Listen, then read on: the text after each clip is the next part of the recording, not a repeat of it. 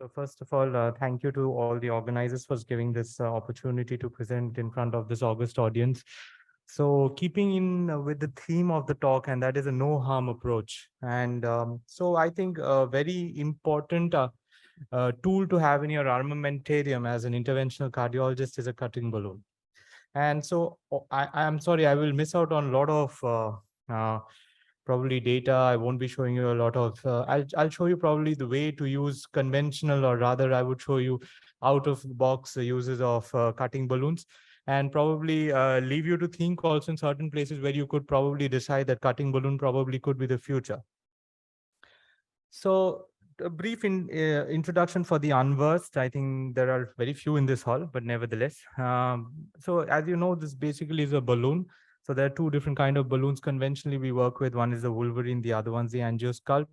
And one happens to be a semi-compliant, the other is a non-compliant balloon. And what you have these micro blades on top of these, fixed on top of these balloons. In case of the angiosculpt, it's kind of a spiral.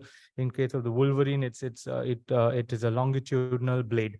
So what it does basically, instead of just pressing across the plaque and making space for a stent, what it really does is it modifies plaques, and that is what is important.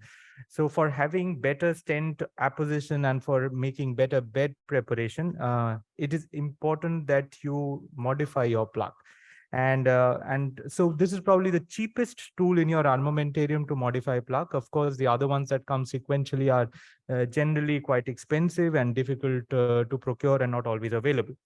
Of course, it's easier to deploy than a rotablation or an orbital or an IVL. Of course, it's cheaper and less steep learning curves.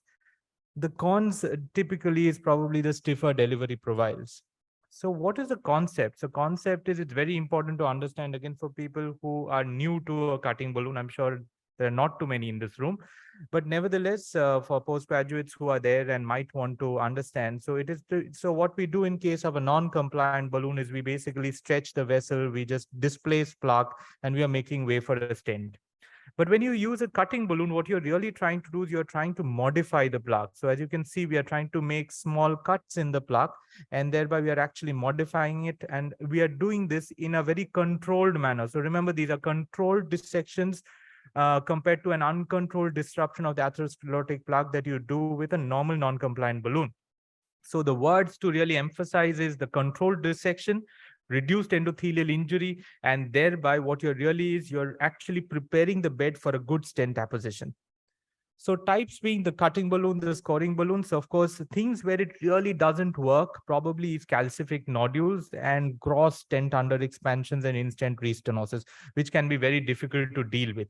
But in general, this is a simple tool and it can be used quite comprehensively. And for beginners, I think it is something that you should always be happy to use because it's easily available. So if we were to actually look at the plaque modification devices available to us, so it starts with a non-compliant balloon, goes with a cutting balloon next. I mean, this is with the intensity of plaque modification. Of course, this would be followed by an OPNNC, followed by a rota, then an IVL, then a rota plus IVL, and lastly a laser. So this is what is the intent when you really want to modify plaque. Use wise, so where do we really use them? We are typically looking at aortoosteal lesions. I think we've been seeing some cases being done with aortoosteal lesions, and it is always very important that when you're doing with aortoosteal lesions, so osteal left main, looking at the proximal ends of SVG grafts, osteal RCAs, typically which are isolated osteal RCAs or isolated osteal left mains. Remember, these are generally fibrocalcific, have higher elastic recoils, higher rates of ISR, frequent geographic misses, and you always have poor bed preparation. So these are things which can be easily tackled by one device, and that is a cutting balloon. So this is data from our center. So we are looking at, this is published in the Journal of American College of Cardiology, and we have shown that this is actually a very important adjunct as far as good bed preparation is concerned. And this leads us to believe that cutting balloon is a very valuable adjunct in complex subsets, specifically where POBA, that is plain old balloon angioplasty, has failed. Of course, issues remain with the fact that the delivery profile of this balloon is on the larger side, and hence in cases of extreme tortuosity or very tight lesions, it might be very difficult to deliver. So you might need other devices to handle those kind of lesions.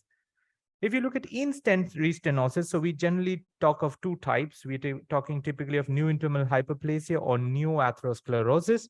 So specifically, we do not want to put in another DES. So if you are looking at the theme of this session, and that was a no harm approach, I think a cutting balloon really fits the game here. And so you can just go in, use a cutting balloon, make sure that you've made good dissections, which are controlled dissections, and you can possibly follow it up by a drug-eluting balloon. And I think this is likely to generate good results in the long run, because if you look at the data, the more number of stents you put, the higher the risk of restenosis in these kind of patients.